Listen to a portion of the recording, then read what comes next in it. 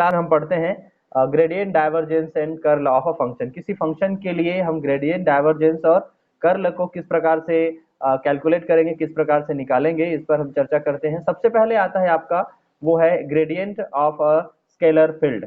इसमें एक word use किया है मैंने, स्केलर फील्ड। आप इससे मतलब जान लीजिए कि वेक्टर और स्केलर में पहले ही पढ़ा चुका हूं, और ये वर्ड मैं इसलिए यूज कर रहा हूं क्योंकि ग्रेडियंट वर्ड जो यूज किया जाएगा वो मैक्सिमम टाइम स्केलर फील्ड के लिए यूज किया जाएगा। इसका मतलब हमें जो फाइनल प्रोडक्ट मिलेगा वो एक स्केलर क्वांटिटी होगा, हालांकि हमने जो इंडिकेट किया है वो एक वेक्टर प्रोडक्ट है।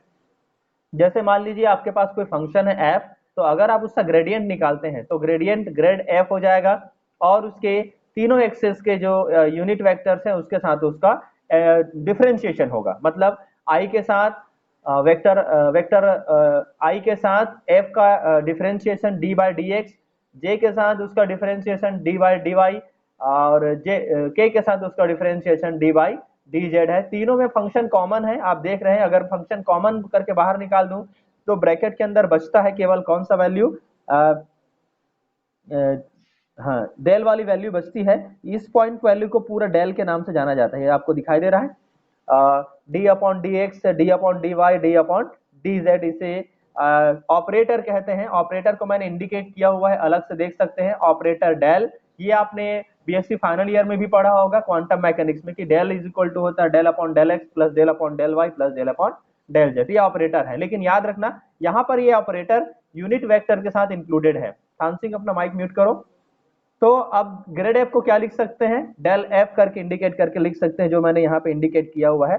तो चूंकि ग्रेड एफ, ग्रेड का मतलब ग्रेडियंट से है, ग्रेडियंट मतलब हो जाएगा आपका एक ऑपरेटर, जिस ऑपरेटर में केवल D del upon del X, del upon del Y और डेल अपॉन डेल जेड आता था, उसके साथ अब आई जे और के भी आएगा, ये ग्रेडियंट कहलाता है।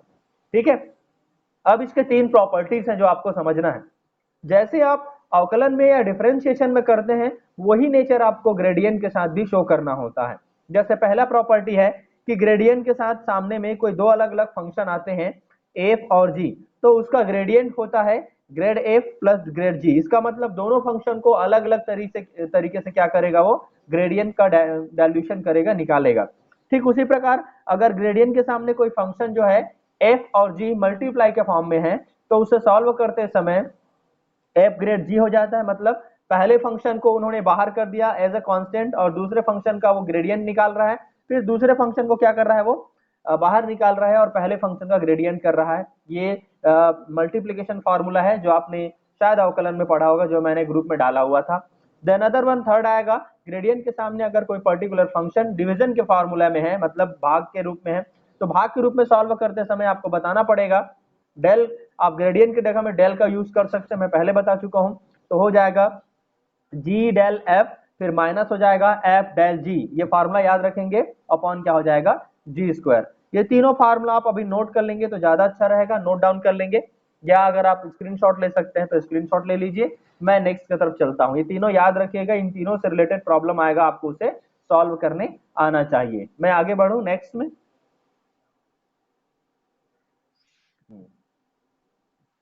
नेक्स्ट आता है some examples of gradient of a function. कुछ पर्टिकुलर एग्जांपल है हमारे पास ग्रेडियंट फंक्शन, किसी पर्टिकुलर फंक्शन क्या निकालने के लिए ग्रेडियंट। सपोज मान लीजिए if is equal to if F X Y Z is equal to 3x square minus Y minus Y cube Z square, find gradient F and mod of gradient F at point 1 -2 -1। मतलब उन्होंने function F का मान दिया हुआ है, ये वाला मूल्य दिया हुआ है, आपको पहले तो ग्रेडियंट एफ निकालना है और उसके बाद एक बार मोड ऑफ ग्रेडियंट एफ निकालना है। किस तीन बिंदुओं पर, 1 -2 -1। 1 -2 -1 का मतलब x का मान 1, y का मान -2 और z का मान -1 से है। तो चलिए स्टार्ट करते हैं। सबसे पहले सॉल्यूशन, हम जानते हैं कि gradient f is equal to होता है del f is equal to होता है del f upon del x आई plus del f upon del y जे plus del f upon del z के होता है। तो सभी जगह एफ जहां जहां पे आपको दिखाई दे रहा है उन सभी जगह एफ का ये वाला वैल्यू आपको पुट करना है, ऊपर वाला। ठीक है, ये वैल्यू पुट कीजिए। अब ये वैल्यू पुट करने के बाद कहानी आती है अवकलन की। अगर आपको डिफरेंशिएशन नहीं आता है तो यहाँ ये समझने में दिक्कत होगी, इसलिए मैंने आपको बोल रखा था कि कल का वीडियो आप देख लीजिए, क्योंकि उसमें अवकलन के तरीके दिखाए गए हैं किस प्रकार से अवकलन किया जाना होता है। तो हम अब बता रहे हैं शॉर्टकट मेथड में, हम बाद में और डिस्कशन करेंगे जिसको समझ में नहीं आएगा। तो पहले हम डेल एक्स वाले डेल अपॉन डेल एक्स को सॉल्व करते हैं। डेल अपॉन डेल एक्स में आप देख रहे हैं कि 3x² y minus Y cube Z है, ध्यान दीजिएगा ना। डेल अपॉन डेल एक्स उसी को सॉल्व करेगा जिसमें x फैक्टर है, और जिसमें x फैक्टर नहीं है उसे वो क्या कर देगा, जीरो कर देगा। ये डिफरेंशिएशन का रूल है। तो आप देख रहे हैं इसमें 3x² माइनस वाई और वाई क्यूब जेड स्क्वायर है। इसका मतलब क्या हुआ कि 3x² y में से 3y को पहले बाहर करेगा। वो क्या करेगा, 3y को बाहर करेगा, 3y को बाहर करेगा, और उसके बाद कौन बचेगा, x² बचेगा। उसको पहले हमने दिया, देख लीजिए कि सभी अवकलन को मैंने पहले अलग अलग कर दिया है। मैंने इससे पहले फार्मूला बताया था ग्रेडियंट के पहले फार्मूला में, कौन से वाले फार्मूला में, प्लस और माइनस वाला पहला फार्मूला आपको दिख रहा है कि अगर सामने में ग्रेडियंट के सामने में कोई प्लस और माइनस होगा तो दोनों को क्या कर देता है, वो अलग अलग करता है। तो दोनों को अलग अलग किया गया, देख लीजिए पहले अलग अलग किया है। उसके बाद y वाला देख लीजिए, y वाले को भी अलग अलग किया है, और उसके बाद z वाला देख लीजिए, z वाले को भी अलग अलग किया है। इसका मतलब यह है कि हमने सारे डिफरेंशिएशन को क्या कर दिया, टुकड़ों में बांट दिया ताकि इसे सॉल्व करने में आसानी हो। अब इसे हल करने का सबसे अच्छा तरीका यह है, पहला वैल्यू देख लीजिए, इसमें del upon del X 3x² y होगा, तो 3y को बाहर कर दीजिए, क्या बचा, x² का अवकलन होता है 2x, तो इसका आंसर आ जाएगा 3y इंटू 2x। समझ में आया ही किसी को? इसे मैंने 3y इंटू 2x क्यों लिखा, क्योंकि 3y कांस्टेंट है, इसमें क्या नहीं है, इसमें इंक्लूडेड x नहीं है, तो 3y बाहर चला जाएगा, बचा केवल x² का अवकलन होता है 2x, तो हो जाएगा 3y इंटू 2x। अब माइनस के बाद जीरो क्यों आया होगा, क्योंकि इस फैक्टर में क्या नहीं है, x नहीं है। मैंने आपको बोला था अगर x नहीं होगा, अगर x नहीं होगा तो उसे क्या कर देगा, उसका अवकलन क्या हो जाएगा, शून्य हो जाएगा। फिर उसके बाद मैंने दूसरे फैक्टर को सॉल्व किया।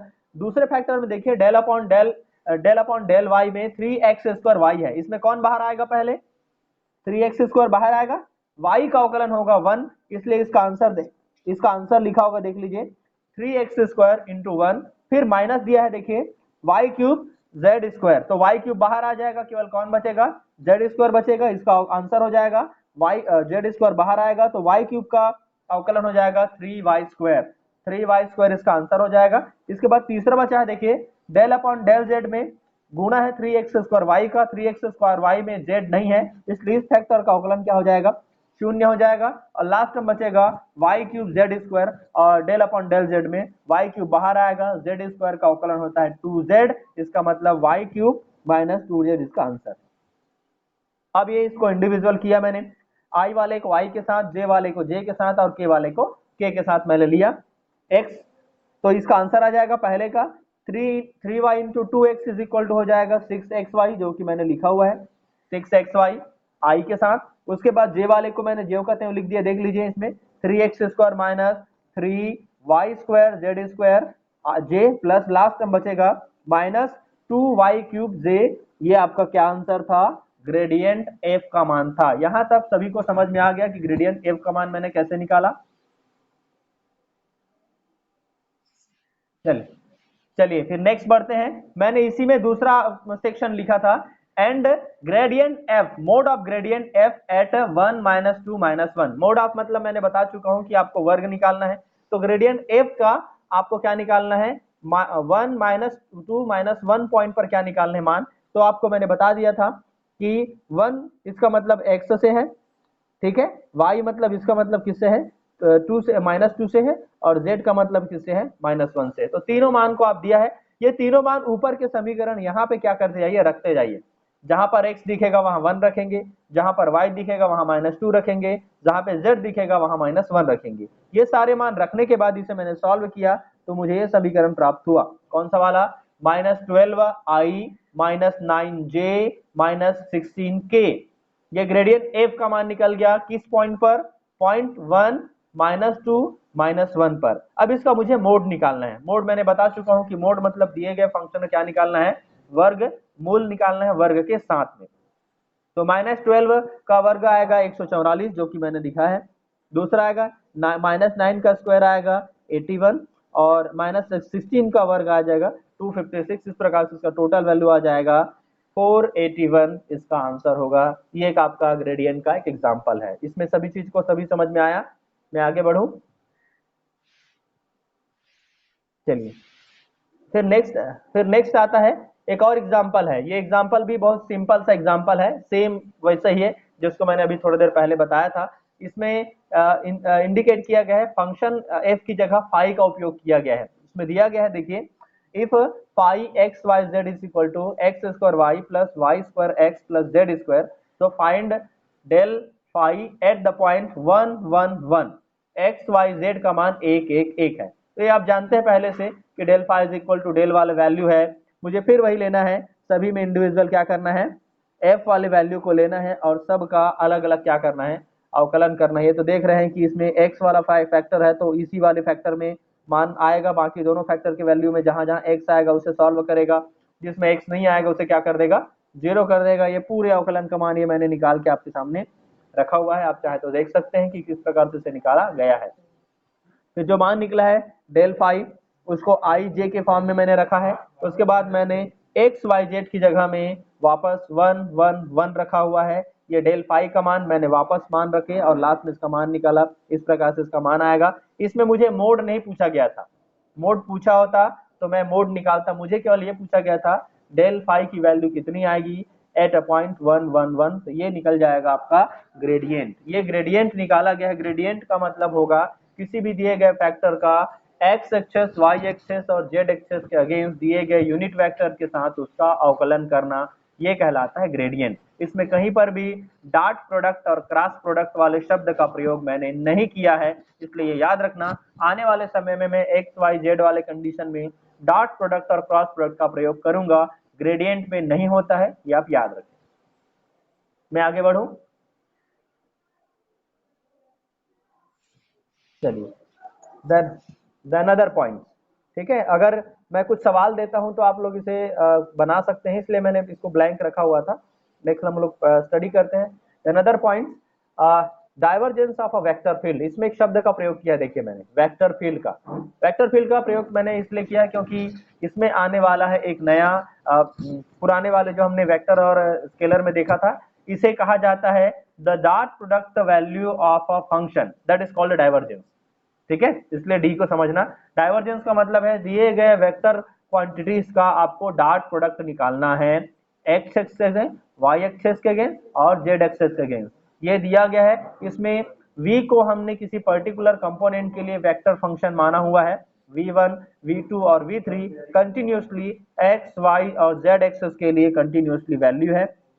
अगर आप इसे निकालेंगे तो आपको मिलेगा, जब आप किसी ऑपरेटर के साथ दिए गए अपने वेक्टर प्रोडक्ट को क्या करते हैं, मर्ज करते हैं, तो आपको इस प्रकार का कोरिलेशन मिलता है, जिसमें आप देख रहे हैं कि मैंने दोनों के बीच में डॉट वाले वर्ड का यूज किया है, del dot V, which where the del is equal to divergence. यहां पर ये डेल क्या कहलाएगा, डाइवर्जेंस कहलाएगा। इससे ठीक पहले इस डेल की जगह हम लोग क्या लिखते थे, ग्रेडियंट लिखते थे। उस समय मैंने आपको बताया था ग्रेडियंट का मतलब उस समय डेल से तात्पर्य है कि दिए गए पर्टिकुलर फंक्शन के साथ मुझे उसे अवकलन करना है। यहाँ पे दो चीजें आती है, यहाँ पे आपको अवकलन भी करना है और डॉट प्रोडक्ट भी निकालना है। ये दोनों चीजें आपको याद रखनी है, आपको अवकलन भी करना है, डॉट प्रोडक्ट भी निकालना है। फाइनल वैल्यू आपका एक स्केलर क्वांटिटी आएगा। भले आप वेक्टर फील्ड में कर रहे हैं लेकिन क्वांटिटी क्या आएगी, आपकी स्केलर क्वांटिटी आएगी। ये आपका फाइनल रिजल्ट वैल्यू है। Del dot v is equal to होगा del upon del x v1 plus del upon del y v2, क्योंकि इसमें आई आई जे जे और के के बीच की मर्ज होने के कारण इसमें कहीं पर भी आपको आई जे के दिखाई नहीं देगा। ये कहलाएगा आपका divergence of a vector field. इस पर हम कुछ गणितीय क्वेश्चन देखेंगे तो आपको चीजें जल्दी समझ में आएंगी, लेकिन अगर केवल डाइवर्जेंस पूछेगा तो इतना ही आपको बताना है, जो कि 3 नंबर के लायक का सवाल बनता है। आगे बढ़े।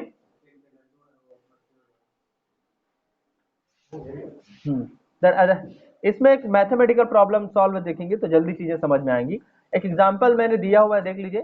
सम examples of divergence of a function. बहुत इजी है ये, ग्रेडियंट से ज्यादा सरल आपको लगेगा। एक सवाल दिया गया था, prove that divergence r is equal to 3 where prove that divergence r equal to 3 where vector r is equal to x I cap plus y j z k cap, जहां पर तो हम कुछ एग्जांपल देखते हैं कि क्या कैसे किस प्रकार से हम पर्टिकुलर किसी डाइवर्जेंस फंक्शन को सॉल्व कर सकते हैं। क्वेश्चन दिया गया है divergence r is equal to 3 where r is equal to X I plus Y J plus Z K. अब इसमें डाइवर्जेंस r का मान दिया हुआ है, डाइवर्जेंस का मतलब होता है डेल, और r के साथ डेल का क्या होगा, डॉट प्रोडक्ट होगा। देखिए मैंने वर्ड यूज किया है डॉट प्रोडक्ट का, दिख रहा है डेल डॉट r। अब उसके बाद मैंने सॉल्यूशन के लिए मैंने रेड लाइन का यूज किया, देख लीजिए i का i के साथ मल्टीप्लाई कीजिए, j का j के साथ, k का k के साथ, आपको ज्यादा कुछ नहीं करना है, i का i के साथ, j का j के साथ, k का k के साथ। तो i का i के साथ होने पर डेल अपॉन डेल x के साथ कौन आ जाएगा, x आएगा, डेल अपॉन डेल y के साथ कौन आएगा, y आएगा, और डेल अपॉन डेल z के साथ z आएगा। क्योंकि जानते हो x का अवकलन 1 होता है, y का अवकलन 1 होता है, z का अवकलन z होता है। x का आपको y और z के साथ करने की जरूरत ही नहीं है, क्योंकि आपको जानते हैं हम i j k वाला रूल में काम करते हैं, तो i का i के साथ करते हैं, j का j के साथ करते हैं, और k का k के साथ करते हैं। तीनों का मान हमने रखा 1 + 1 + 1 = 3। So that is the proof that divergence r is equal to कितना आया आपका, 3 आया। इजी सवाल है ये, इजी है। देन अदर वन, एक दूसरा सवाल भी दिया गया है, find the divergence of following vector function. एक वेक्टर फंक्शन दिया हुआ है जिसका आपको क्या निकालना है, डाइवर्जेंस निकालना है। सेम कहानी यहाँ पे भी, divergence f is equal to del dot f है, जो f दिया हुआ उसका, और मैंने सेम बताया कि i का i के साथ कीजिए, फंक्शन तो दिया है आपका, फंक्शन का नाम है x square i plus Y square J minus Z K. तो x का x के साथ, y का y के साथ, और z का z के साथ सेम वैसे किया गया है जैसे ऊपर में किया गया था। उसके बाद i j के तो हट जाएगा, एक्स स्क्वायर का अवकलन होगा डेल अपॉन डेल एक्स के साथ, वाई स्क्वायर का अवकलन होगा del upon del Z Y के साथ, और माइनस जेड का अवकलन होगा डेल अपॉन डेल जेड के साथ। तो पता है एक्स स्क्वायर का अवकलन होगा आपका, एक्स स्क्वायर का अवकलन होगा 2x, वाई स्क्वायर का अवकलन होगा 2y माइनस 1। तो तीनों का मान आ जाएगा 2x प्लस 2y माइनस 1। ये इसका आंसर है, इजी आंसर है। चलिए एक दो और सवाल दिए हुए हैं, इसे भी आप देख लीजिए, सम कंटिन्यूअसली एग्जीक्यूशन में दिया हुआ है। एक क्वेश्चन दिया गया था x इक्वल टू, आप लोग इसे देखिए, आपको अगर इसमें कोई चीजें समझ में नहीं आएंगी तब आप मुझे पूछिएगा, मैं 1 मिनट का आपको समय दे रहा हूं, आप पहले देख लीजिए। चलिए तो अब आगे आता है, थर्ड पॉइंट है आपका, जिसका नाम है आपका sorry curl, curl of a vector field. ठीक है, बहुत इंपॉर्टेंट है ये, और सबसे टफ है, इसलिए टफ है क्योंकि ये एक वेक्टर प्रोडक्ट वैल्यू है। इसका पहले, सबसे पहले मैंने आपको जब ग्रेडियंट बताया था तो मैंने बोला था वो एक डिफरेंशिएशन है वेक्टर का। दूसरा मैंने जब डाइवर्जेंस बताया तब मैंने बताया था कि यह स्केलर है, डॉट प्रोडक्ट है किसका, दिए गए वेक्टर्स का। और तीसरा है ये वेक्टर प्रोडक्ट है किसका, वेक्टर्स का। इसका मतलब ये है कि आपको याद रखना पड़ेगा कि जब आप इसका वैल्यू निकाल रहे होंगे तो एक प्रकार का वेक्टर प्रोडक्ट होगा। वेक्टर प्रोडक्ट का मतलब है क्रॉस प्रोडक्ट। इसका मतलब ये कि दिए गए आपके वेक्टर्स का आपके एक्स एक्सेस, वाई एक्सेस और जेड एक्सेस के साथ आपको क्या निकालना है, उसका क्रॉस प्रोडक्ट वैल्यू निकालना है। सपोज आप मानते हैं हमारे पास डेल है, यहां पर अब डेल का मतलब कर्ल से है, आप देख लेंगे। ठीक है, इससे पहले मैंने 2 बार उपयोग किया था, पहली बार डेल का उपयोग किया था तब मैंने उसे क्या बोला था, ठीक है, उसे ग्रेडियंट बोला था। दूसरी बार जब डेल का उपयोग किया तब मैंने बोला वो डाइवर्जेंस है, और तीसरी बार डेल का उपयोग कर रहा हूं तब मैं बोल रहा हूं क्या, कर्ल।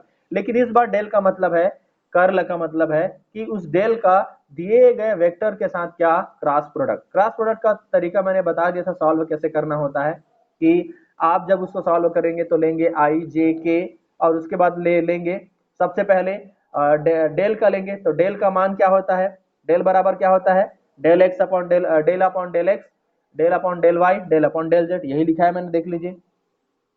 और तीसरा आता है आपका v, तो v के तीनों मान v1, v2 और v3।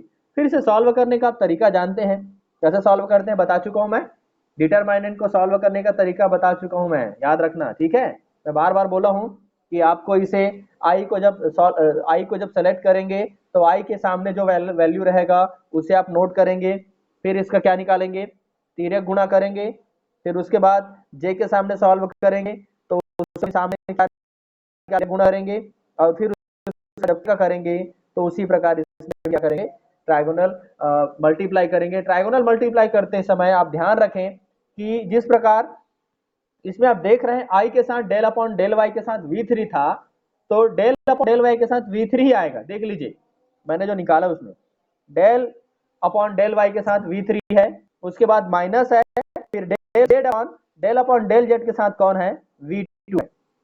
ठीक है, यहाँ पर v1 v2 को समझिएगा कि v1 क्या होगा v2 क्या होगा। जो मान रहेगा जो या इसमें है दिया हुआ है v1 v2 v3, उसी मान को आपको इस नीचे वाले फार्मूला में रखना है। फिर आपको सेम वही काम करना है j के साथ। j वाले कंडीशन भी आप देखिए कि डेल अपॉन डेल z के साथ v1 आएगा और डेल अपॉन डेल x के साथ कौन आएगा, v3 आएगा। ये वाला फैक्टर देख लीजिए।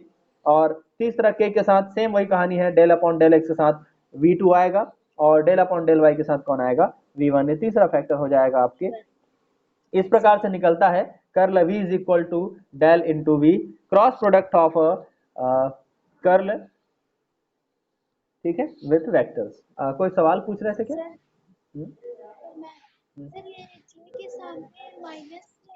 नहीं रहेगा, क्योंकि मैंने इसे इसको मैंने रिवर्स नहीं किया है, उल्टा नहीं किया है, बल्कि सीधा सॉल्व कर दिया है। देख लीजिए, ठीक है। माइनस तब रहता जब v3 पहले रहता, v1 बाद में रहता। समझ में आया? देख लीजिए सभी में ज्यादा वैल्यू पहले है और कम वैल्यू बाद में है, और j के साथ मैंने इसे वैसे ही रखा है जैसे है। इसको रिवर्स किया होता ना, v3 को पहले किया होता, v1 को बाद में किया होता, तो सामने ऑटोमेटिक क्या आ जाता, माइनस आ जाता। इसमें प्लस रहेगा, याद रखना ना, ठीक है। तो दो तरीके हैं, ये फार्मूला आप याद रखते हैं तो आसानी से भी सॉल्व हो जाता है। इससे रिलेटेड हम कुछ मैथमेटिकल क्वेश्चंस देखते हैं तो चीजें समझ में आ जाएंगी, ठीक है।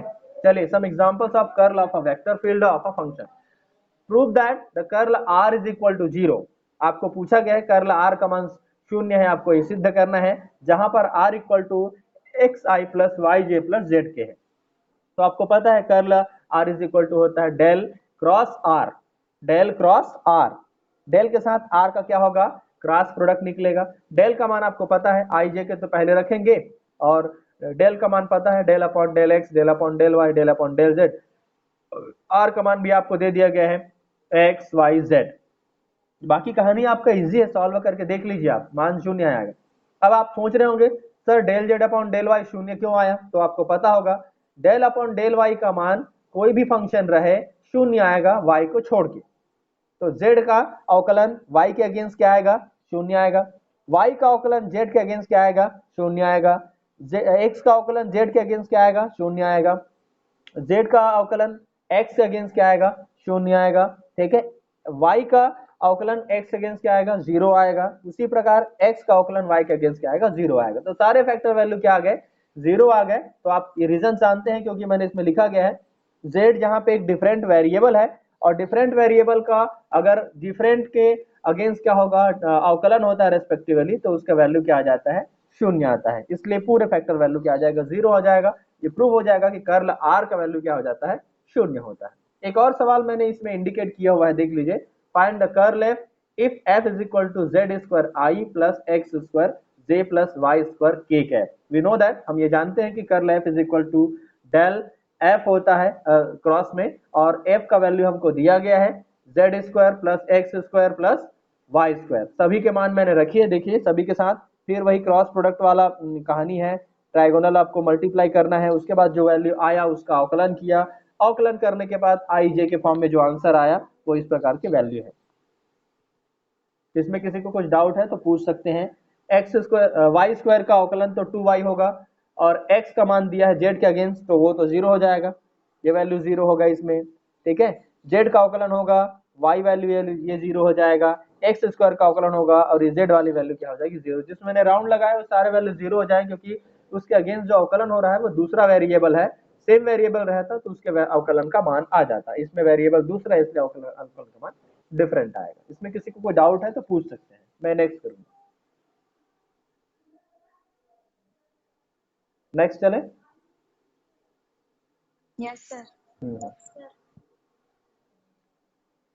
दो सवाल और है इसी से related. If R X square Y I minus 2xj plus 2yj K find कर ले। और दूसरा क्वेश्चन है if f equal to x square Y I plus X J J plus 2yz K. सबसे कठिन सवाल में से एक सवाल है जो मैंने आपको दिया हुआ है, ये बहुत कठिन सवाल है। पहले सवाल तो बहुत इजी है, क्यों?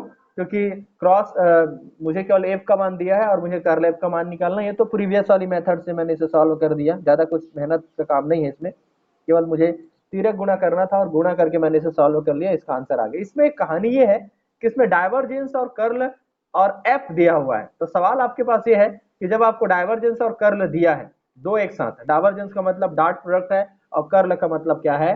क्रॉस प्रोडक्ट है। अच्छे समझिएगा, डॉट प्रोडक्ट और क्रॉस प्रोडक्ट एक साथ दिया है। सबसे पहला काम मेरा ये होगा कि सबसे पहले मेरा काम ये होगा कि मुझे कर्ल डेल एफ का मान निकालना है, क्रॉस प्रोडक्ट पहले निकालना है। क्रॉस प्रोडक्ट पहले क्यों निकालूंगा? क्योंकि आप देख रहे हैं डाइवर्जेंस पीछे है और कर्ल के साथ फंक्शन में एफ पहले है, तो कर्ल एफ पहले है, इसलिए मुझे कर्ल एफ पहले निकालना पड़ेगा और जो कर्ल एफ निकलेगा उसका क्या निकालना पड़ेगा? डाइवर्जेंस निकालना पड़ेगा। इसका मतलब सबसे पहले मुझे कर्ल एफ निकालना पड़ेगा। कर्ल एफ निकालने का तरीका आप जानते हैं, अब भी निकाला मैंने, कर्ल एफ निकाल लिया। जो कर्ल एफ का मान आएगा उसका क्या निकालना है? मुझे डाइवर्जेंस निकालना। डाइवर्जेंस का तरीका जानते हैं, डेल अपॉन डेल एक्स आई, डेल अपॉन डेल वाई जे और डेल अपॉन डेल जेड के साथ तीनों का मल्टीप्लाई होगा। ये इसका गुणा इसके साथ होगा, इसका गुणा इसके साथ और इसका गुणा इसके साथ, तीनों का गुणा होगा एक साथ, और जो मान आएगा उसमें -1 और +1 आएगा, दोनों को रखने पर वैल्यू क्या हो जाएंगे? 0 हो जाएंगे। ये पूरा फैक्टर वैल्यू क्या हो जाएगा? 0 हो जाएगा। इसका मतलब डाइवर्जेंस और कर्ल एफ का निकालोगे तो मान क्या आएगा? 0 आएगा। इस प्रकार से आप इसे क्या कर सकते हैं? कैलकुलेट कर सकते हैं। ये डाइवर्जेंस, ग्रेडियंट और कर्ल था। इसमें भी अगर किसी को कोई सवाल पूछना है तो पूछ सकते हैं, और बाकी कुछ सवाल आपके बुक में दिए हुए हैं तो आप सॉल्व कर सकते हैं चाहे तो।